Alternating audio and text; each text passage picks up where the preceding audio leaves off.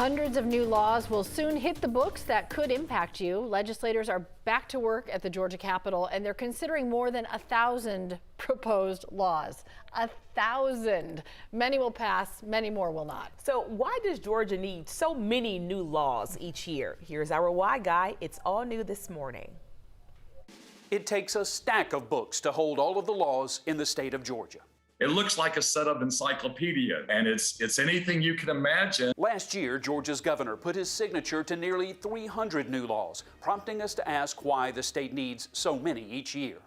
You first have to consider how many lawmakers there are at the state capitol. There's a total of 236 legislators in the House and Senate. Currently, they're considering about 1,300 proposed laws.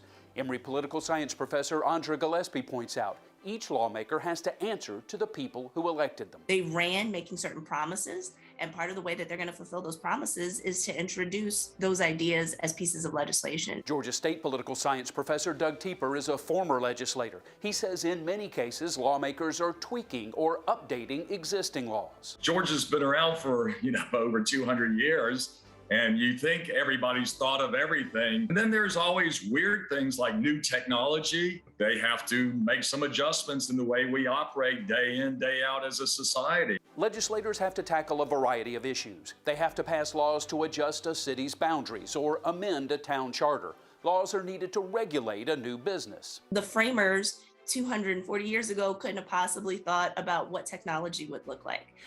Those things need to be regulated. Those are things that you can't rely on a law that was passed 50 years ago or 100 years ago. For this year's legislative session, members of Georgia's House of Representatives have proposed more than 1,000 new laws, while 374 proposed laws were born in the state Senate.